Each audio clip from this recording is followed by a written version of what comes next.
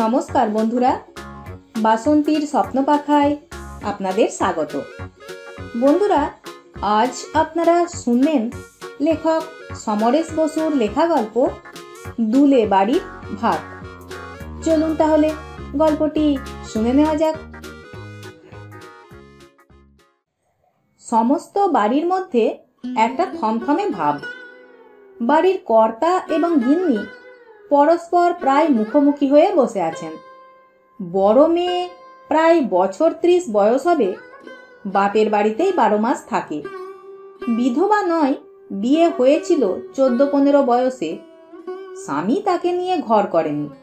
তার নাম নির্মলা, সবাই নিমি বলে ডাকে। নিমি সেই ঘরেই দরজার কাছে বসে রয়েছে। গালে হাত দিয়ে এমনভাবে বাইরের দিকে তাকিয়ে রয়েছে যেন এইমাত্র কোনো ভয়ঙ্কর দুর্ঘটনার খবর শুনে ভয়ে, বিস্ময়ে, ব্যথায় একেবারে পাথরের মতো হয়ে গিয়েছে। সেই ঘরেরই দরজার কাছ থেকে দেখা যায় খোলা উঠোনের ওপারে ঘরের সামনে যে খড়ের চালে ঢাকা জায়গা রয়েছে সেটাই রান্নাঘর। সেখানে কাঠের উনুনে আগুন জ্বলছে। আগুনের থেকেও ধোঁয়াই বেশি। এ সময়ে শুকনো কাঠকুটোর বড় অভাব। ভাদ্র মাস, সবই ভেজা ভেজা, স্যাঁতা স্যাঁতা, তাই কাঠের জালে ধোঁয়া বেশি। সেখানে উনুনের উপরে একটা বড় হাঁড়ি। হাঁড়ির মুখ খোলা। তা থেকে এখনো ধোঁয়া উঠছে না, কারণ অমি, যার পুরো নাম অমলা, যার বয়স বছর 18-র বেশি না, এখনো আইবুড়ো, ও এইমাত্র একটা 2.5 কেজি ওজনের ডিংলে টুকরো টুকরো করে হাঁড়িতে দিয়েছে। হাঁড়িতে জল আছে, ডিংলে সেদ্ধ হবে। কুমড়োকেই বর্ধমানের লোকেরা ডিংলে বলে। অমি বসে আছে, হাঁটুর উপরে হাত রেখে, হাতের উপরে গাল চেপে উঠোনের মাঝখানে তাকিয়ে আছে। ওর বড় বড় কালো চোখ দুটির চাহনিও প্রায় সেরকম, যেন দুঃখে, ব্যথায়, হতাশায় কথা বলতে ভুলে গিয়েছে।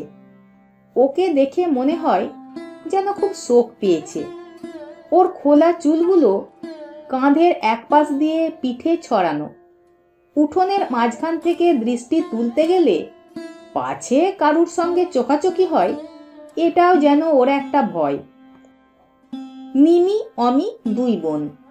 দুজনে দেখতে প্রায় একই রকম, তবে অমির এখনো বয়স কম, রংটাও একটু বেশি ফর্সা, তাই ওকে দেখলে প্রায় সুন্দরী বলতে ইচ্ছে করে। ওর বয়সে হয়তো নিমিও এরকমই ছিল। নিমির চোখ দুটি এমনিতে দেখে মনে হয় ওর চাহনি বোধ হয় ছোট বোনের থেকেও সুন্দর ছিল, কেননা নিমির চোখ কেবল বড় আর কালো নয়, টানা টানা। কর্তার বিড়িটা অনেকক্ষণ নিভে গিয়েছে। সেটা উনি 2 আঙুলের ফাঁকে ধরে আছেন। পরনে একখানি খেটে ময়লা ধুতি, আদুর গায়ে পৈতাটি এলিয়ে রয়েছে, আর চক্রবর্তী গৃহিণী লাল পাড় খাটো শাড়ি জড়িয়ে আছেন। চোখে মোটা কাঁচের চশমা। তিনি স্বামীর দিকে তাকিয়ে নেই, মাটির দেওয়ালের দিকে যেন দিশেহারা হয়ে চেয়ে আছেন। চক্রবর্তী মশাইয়ের চোখের ভাব অনেকটা ভাবলেশহীন। কদিন ধরে অনবরতই প্রায় বৃষ্টি হয়েছে। আজ রোদটা খুবই চড়া। কথাই বলে ভাদ্রের রোদ আর আশ্বিনের ওস বড় খারাপ। উঠোনের ওপর পিছনের বাঁশঝাড়ের খানিকটা ছায়া পড়েছে খিড়কির কাজ ঘেঁষে। রান্নাঘরের চালের উপর দিয়ে উঠোনের প্রায় মাঝখানে একটা তাল গাছের ছায়া এসে পড়েছে। পিছনে বাঁশঝাড়ের পাশেই পুকুর। দেখা যায় না, কিন্তু খুব কাছে বলে জলে কাপড় কাচার শব্দ শোনা যাচ্ছে। বাঁশঝাড়ে কিংবা কাছাকাছি কোথাও একটা ঘুঘু টানা সুরে ডেকেই চলেছে। ডাকটা এমনি শুনলেই মনে হয় কেউ যেন ডেকে ডেকে কিছু জিজ্ঞেস করছে। আবার এর মধ্যেই চালের উপর কাক যে খড় নিয়ে টানাটানি করছে তাও শোনা যায়। এ সময়েই যে ঘরে কর্তা, গিন্নি ও মেয়ে বসে আছে তার পাশের ঘর থেকে একটি শিশুর অর্ধস্ফুট কান্না একবার শোনা যায়, আবার সঙ্গে সঙ্গেই থেমে যায়। সেই শব্দেই যেন কর্তার চোখের পলক পড়ে। নিভে যাওয়া বিড়িটাকে আঙুলের টোকা দিলেন ছাই ঝাড়বার জন্য। এর আগেও অনেকবারই দিয়েছেন, ওতে আর ছাই নেই।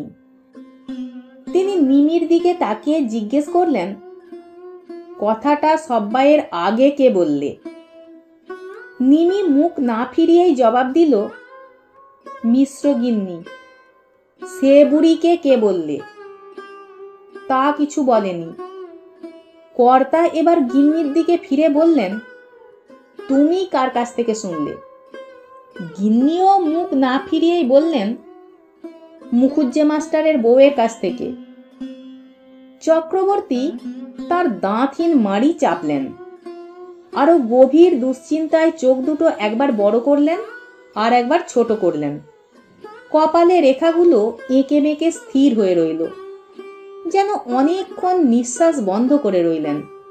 তারপর হঠাৎ নিঃশ্বাস ঝেড়ে বলে উঠলেন, তাহলে গোটা গাঁয়েই জানাজানি হয়ে গেছে। সে কথার জবাব কেউ দিল না। চক্রবর্তী উঠে রান্নাঘরের উনুনের কাছে গেলেন। জ্বলন্ত কাঠ তুলে কোনো রকমে পোড়া বিড়িটা ধরিয়ে ফিরে এলেন। আবার আসতে গিয়ে পাশের ঘরের দিকে তাকালেন একবার। সেখান থেকেই শিশুর কান্নার শব্দ শোনা গিয়েছিল। ঘরটার দরজা খোলা, বিছানা তক্তপোষ দেখা যায়, আর কিছু না। তিনি আবার ঘরে এসে ঢুকলেন, বিড়ি টানলেন কয়েকবার, তারপরে জিজ্ঞেস করলেন, অমি শুনেছে কার কাছ থেকে? নিমি জবাব দিল, ও বাড়ির রেনুর কাছ থেকে। রেনু চক্রবর্তী মশাইয়ের ছোট ভাইয়ের মেয়ে, পাশাপাশি বাড়ি। চক্রবর্তী বললেন, ঘরের শত্রুর বিভীষণ, ওরা তো আরো বেশি করে বলবে, গোটা গাঁয়ে রটাবে। গিন্নি বললেন, বাকি রেখেছে নাকি? চক্রবর্তী দেখলেন বিড়ির ঘুনসি শুদ্ধ পুড়ে গিয়েছে, নিভেও গিয়েছে। সেটাকে দু আঙুলে টিপতে টিপতে তিনি আবার বললেন, না, মানে আমি একটা কথা ভেবে পাচ্ছি না, কথাটা 10 কান হলো কি করে? ঘটনা যখন চুপিসারেই ঘটেছে, তখন জানাজানিটা হলো কেমন করে? নিমি বলল, তুমি যেন একতরো এমন কথা বলো, কথাটা কে ফাঁস করেছে তা আবার কেউ বলে নাকি? কর্তা বললেন, তালে গোবরা হারামজাদা, নয়তো ওর মাগিটাই ফাঁস করেছে। গিন্নি মোটা কাঁচের ভিতর থেকে চোখ পাকিয়ে প্রায় ফুঁসে উঠলেন। বাজে কথা কয়ো না, মিছিমিছি ওদের গালিগালাজ করা কেন? ওদের কি দায় কেঁদে গেছে পাড়ার লোককে ডেকে বলবার? কিন্তু ঘটনাটা তো ওদের বাড়িতেই ঘটেছে নাকি? ঘটলেই বা ওরা নিজেরা লুকিয়ে লুকিয়ে কাজ করবে, আবার নিজেরাই কখনো ফাঁস করে? তা করতে পারে, ভাবলে হয়তো একবার কালী চক্রবর্তীর পেছনে কাটি দেওয়া যাক। তোমার মাথা আর মুন্ডু। গিন্নি আবার ফুঁসে উঠলেন, বললেন, গোবরার বউ মন্দোদরীকে আমার ভালোই জানা আছে, ও কখনো অমন কাজ করবে না। নিমি সাই দিয়ে বলল, আমারও তাই বিশ্বাস।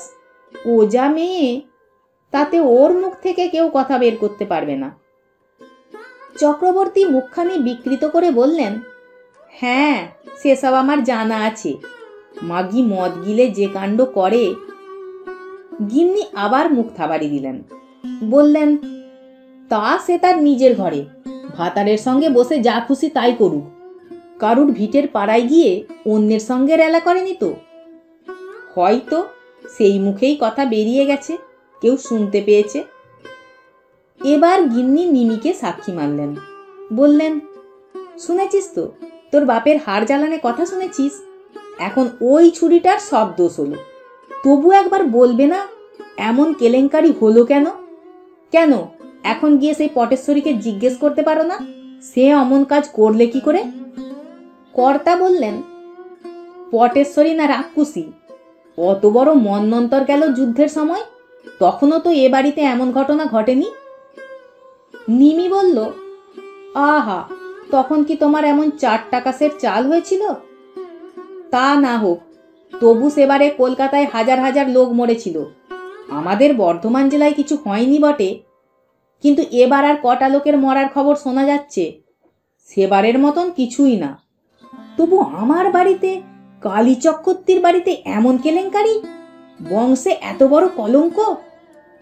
বলতে বলতেই কর্তা হঠাৎ রুদ্র হয়ে উঠলেন। দু পাক ঘুরে প্রায় চিৎকার করে বললেন, রাক্ষসীকে আজ কেটে দুখান করব আমি। বলে দরজার দিকে এগোতেই নিমি বাবার হাত চেপে ধরল, বলল, এখন কিছু করতে যেও না। না, আমাকে ছেড়ে দে, একবার হাঁ মুখ আমি চিরে দেখি কত বড় সেটা। নিমি আরো জোরে চেপে ধরে বলল, না, এখন তুমি কিছুই বলবে না। বেন্দা আসুক, তারপরে যা বলার বলো, যার জিনিস সেই তার ব্যবস্থা করবে। চক্রবর্তী থেমে যান। কথাটা ভাববার মতো মনে হলো তার। হ্যাঁ, বৃন্দাবন আসুক, তারপরেই কথাটা তোলা যাবে। ইতিমধ্যে বাড়ির পিছন থেকে ছাগলের ডাক শুনে নিমি চেঁচিয়ে বলে ওঠে, যাই সোনা, যাচ্ছি। নিমি উঠতে উঠতে আবার বাবাকে বলে, মাথা গরম করো না, সত্যি মিথ্যে বলেও একটা কথা আছে তো, আগে আসল লোকের কাছ থেকে সব শোনা যাক, তারপরে যা করবার করা যাবে। মা কি বলো? গিন্নি বলে, তা অবশ্যই ঠিক, তবে যা রটে তা বটে, একটা কিছু কেলেঙ্কারি নিশ্চয়ই কারুর চোখে পড়েছে বা প্রমাণ পেয়েছে, তা না হলে কি আর সাহস করে বলতে পারে? গিন্নি নিমির দিকে তাকালেন, নিমিও মায়ের দিকে তাকালো। দুজনেই কয়েক মুহূর্ত চোখে চোখে চেয়ে রইল। তারপরে নিমি ভুরু কুঁচকে অনেকটা যেন আপন মনেই বলল, কিন্তু আমি বলি, যদি ঘটেই থাকে কিছু, জানাজানি হলো কেমন করে? বলতে বলতে সে বেরিয়ে যায়। বাপের সংসারে তার নিজের আয় বলতে ছাগল, গোটা কয়েক ছাগল আছে, বাচ্চা বিক্রি করে কিছু হয়। শহরের মাংসওয়ালাদের লোকেরা এসে চড়া দামেই কিনে নিয়ে যায়। গোবরা দুলে পাঁঠাকে খাসি করতে জানে, করেও দেয়, খাসির দামই বেশি। তাকে বাড়ির বাইরে যেতে দেখে অমিও পিছু পিছু যায়। খিড়কি দিয়ে দুজনেই বাড়ির বাইরে যায়। পুকুর ঘাটে তখন আর কেউ নেই, ঘাটে এক ফোঁটা ছায়া নেই, ভাদ্রের মাংস গলানো রোদ সেখানে। পুকুরের ওপারে বাঁশঝাড়ে ঘুঘুটা তেমনি ডেকেই চলেছে। বাঁশঝাড়ের ওপারে দুটো পুরনো ভাঙা মন্দির, তার পাশ দিয়ে রাস্তা চলে গিয়েছে গ্রামের বাইরে। চারিদিকে ভাদ্রের রোদ ঠাঁঠা করছে। পুকুরের এক পাশে গ্রামের অন্যদিকে যাবার রাস্তা। দুটো অশ্বত্থ গাছ রাস্তার ধারে, সেই ছায়াতেই নিমির ছাগল বাঁধা রয়েছে। কিন্তু একটি ছাগলের গায়ে এখন আর ছায়া নেই, সে একেবারে রোদে, তাই ডাকাডাকি করছিল। ঘোর দুপুরে রাস্তাটাও ফাঁকা। নিমি গাছতলায় গিয়ে ছাগলটাকে সরিয়ে নিয়ে এসে বাঁধে। কাছে পিঠে যেখানে ঘাস আছে সেই রকম জায়গাতেই বাঁধে। তারপর অমি এসে ভয় ভয় গলায় জিজ্ঞেস করে, বাবা কি বলছিল দিদি, মারবে? নিমি বলল, তা ওরকম খেপে গেলে গায়ে হাত তোলা আর আশ্চর্যের কি? কিন্তু দেখ দিদি, আমি বুঝতে পারি না, সত্যি বলছি, বৌদির খুব খারাপ কাজ হয়েছে কি এটা? নিমি অবাক হয়ে তাকিয়ে বলল, বলিস কি অমি, ছি ছি ছি, ওই জন্যে তোকে আমি বেরুতে বারণ করি। তুই কোন দিন কি একটা কাণ্ড বাঁধিয়ে বসে থাকবি। কেন, আমি আবার কি কাণ্ড করব? করবি একটা কেলেঙ্কারি কিছু। তোর যখন এটা খারাপ মনে হচ্ছে না, তুই কোন দিন হয়তো মুসলমান বিয়ে করে বসবি। তোর মুখে আগুন, তুই একটা মুখ পোড়া দিবি। নিমি হেসে ফেলে, বলে, অমি শোন, হ্যাঁ রে, ডিংলে সেদ্ধ যে চাপালি, মাখবি কি দিয়ে? তেল আছে একটুও? 2 পলা মতন আছে। আর চাল 1.5 কৌটো, 6 জনের জন্যে। তাই কথা হলো, ডিংলে খাওয়া হবে ভাতের টাকনা দিয়ে। বলতে বলতে অমির শুকনো ঠোঁট দুটো কিরকম কেঁপে যায়, ডাগর চোখ দুটো টলটলিয়ে ওঠে। নিমির মুখখানিও অন্ধকার হয়ে ওঠে, চোখ ছলছলিয়ে যায়। বোনের পিঠে একটা হাত রেখে বলল, কাঁদিস না, এ বছরটাই এত বেশি কষ্ট। অমি বলল, বাবা তো 1 বিঘে জমি এ সময় বিক্রি করে দিতে পারে, 1,500-2,000 টাকা তো পাওয়া যাবে। ও কি বলছিস অমি? মা, তোর তো 7 বিঘে জমি আমাদের, তাতেই কয়েক মাসের চালটা হয়। তার উপরে তোর বিয়ে আছে, তখন কোন না বিঘে 2 বিক্রি করতে হবে। ছাই, অমন বিয়ে আমার দরকার নেই। বলতে বলতে বাড়ি ফিরে যায়। নিমি সেদিকে চেয়ে মনে মনে বলে, ছাই নয় রে আমি, ঘরে 2টো খাবার আছে এমন লোকের সঙ্গে যদি বিয়েটা হয়, তাহলে সেটা বিয়ের থেকে বড় হবে। এ কথা নিমি মনে মনে বলে, তবু অসত্যের তলায় একলা দাঁড়িয়ে তার চোখের দৃষ্টি ঝাপসা হয়ে আসে। টলটলানো জলে ভাদ্রের রোদে পোড়া চরাচর কাঁপতে থাকে। কিন্তু এসব কোনো ঘটনা নয়। বাড়ির থমথমানি একটুও কাটল না। বাবা মা 2 মেয়ে ডিংলে সেদ্ধ নিয়ে যখন বসলো, তখন বেলা গড়িয়ে গিয়েছে। পাশের ঘরে আরো একজন আছে, যার পাপে বাড়িতে আজ কুগ্রহ লেগেছে। উঠোনে দাঁড়িয়ে অমি একবার ডেকেছিল, বৌদি, খেতে এসো। ঘরের ভেতর থেকে জবাব এসেছে, তোমরা খেয়ে নাও, আমি খাবো না। তৎক্ষণাৎ চক্রবর্তী চিৎকার করে উঠেছিলেন, মুখ নেড়ে কথা বলতে লজ্জা করছে না কালামুখী? নিমি তখন আবার বলেছে, থাক বাবা, এখন কিছু বলো না, বিন্দা আসুক তারপরে। তখন আর একবার শিশুর কান্না শোনা গিয়েছিল, এক মুহূর্তের জন্যে, সঙ্গে সঙ্গেই আবার চুপ হয়ে গিয়েছিল। সকালেই ডিংলে সেদ্ধ খেয়েছিল ভাতের বদলে। তাতে ক্ষুধা হয়তো মিটেছে, কিন্তু বুকের মধ্যে একটা যন্ত্রণা কুড়ে কুড়ে খেয়েছে। একটা প্রচণ্ড ক্ষোভ এবং দুঃখ সকলের বুকের মধ্যে রুষে রুষে উঠেছে। সবাই 1 মুঠো করে ভাত খেয়েছে, ঠিক 1 মুঠো বলতে যা বোঝায়। তার পরিণামে সকলেরই বিতৃষ্ণা, ঘৃণা একজনের উপরেই গিয়ে পড়েছিল, একমাত্র অমি ছাড়া। হয়তো অমির এখনো যৌবন আছে, যে যৌবনকে পবিত্র বলা হয়েছে। বিশ্ব সংসারে যৌবনের মতো শুদ্ধ কি আছে?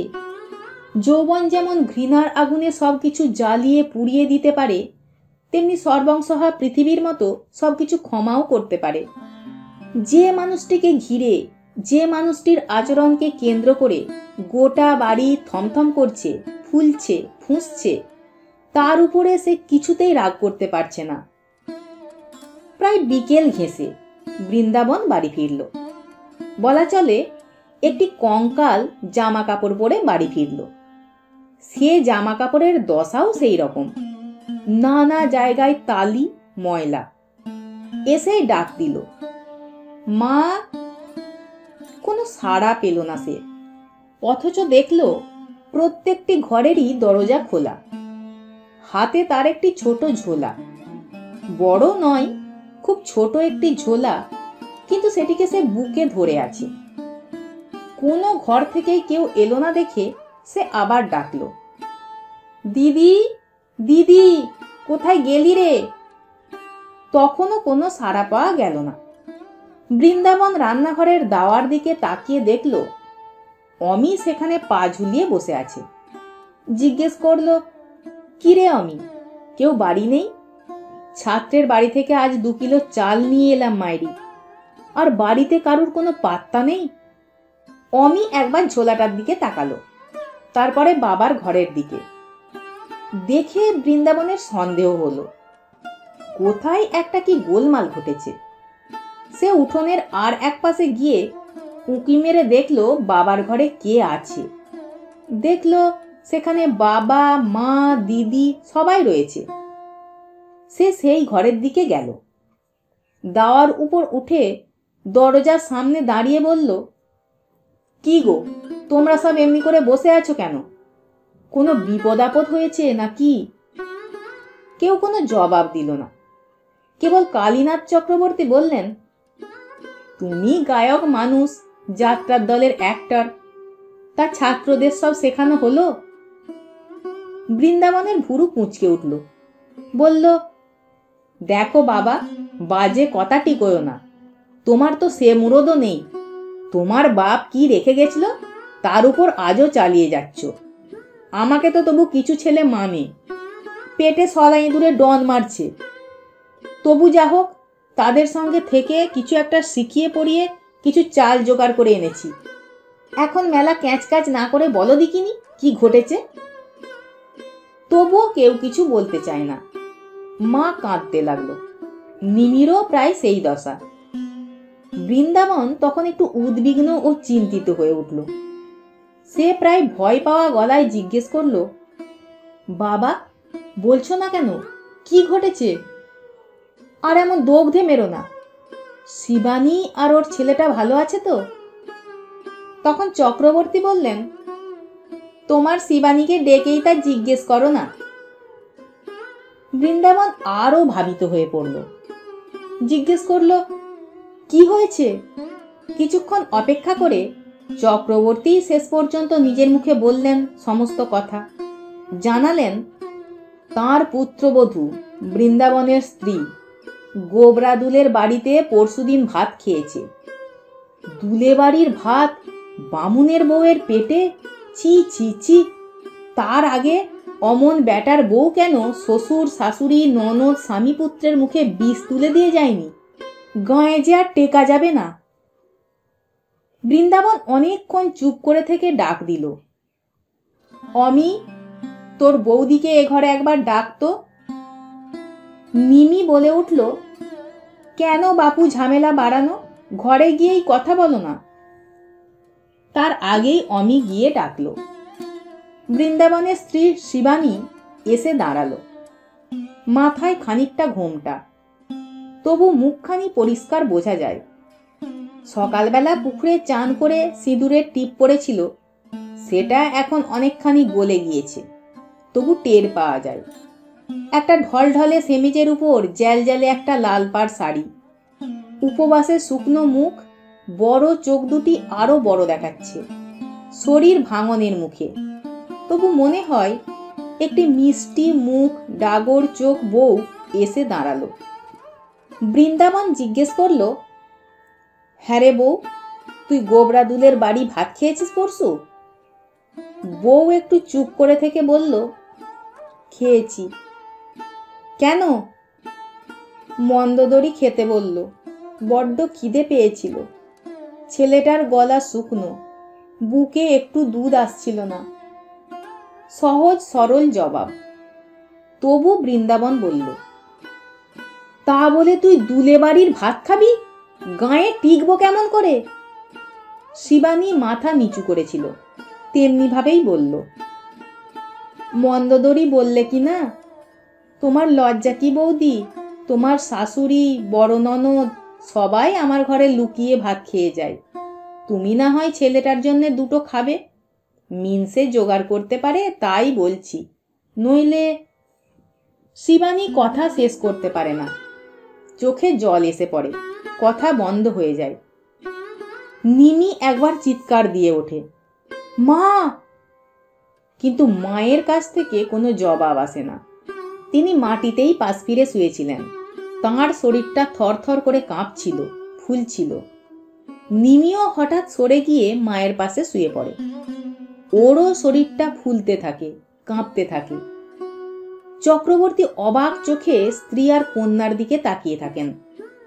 রান্নাঘরের দাওয়ায় অমিত চুপ করে বসে আছে, মাথা নিচু, ওর চোখেও জল।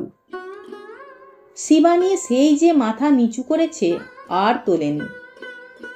বৃন্দাবন বউয়ের কাঁধে হাত রেখে বলল, চল ঘরে যাই, চাল এনেছি, রান্না কর, আজকের রাতটার মতো হোক, আবার দেখা যাবে। বউ তবু দাঁড়িয়ে থাকে। তখন বউয়ের শরীরটাও ফুলে ফুলে উঠছে। বৃন্দাবন বলল, অমন করিস না। মায়ের ভাগী আমার বাবা, তোর ভাগী আমি। দুলেদের আমি চিনি, ওদের ভাত আমাদের থেকে খারাপ না। ওদের একটাই দোষ, ওরা দুলে। চল, বউকে সে হাত ধরে ঘরের দিকে নিয়ে যায়।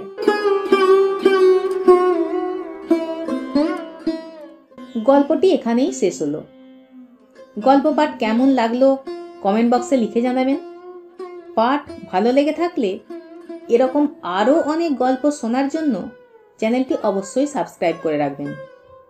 আজ তাহলে এ পর্যন্তই। সকলে সুস্থ থাকবেন, ভালো থাকবেন।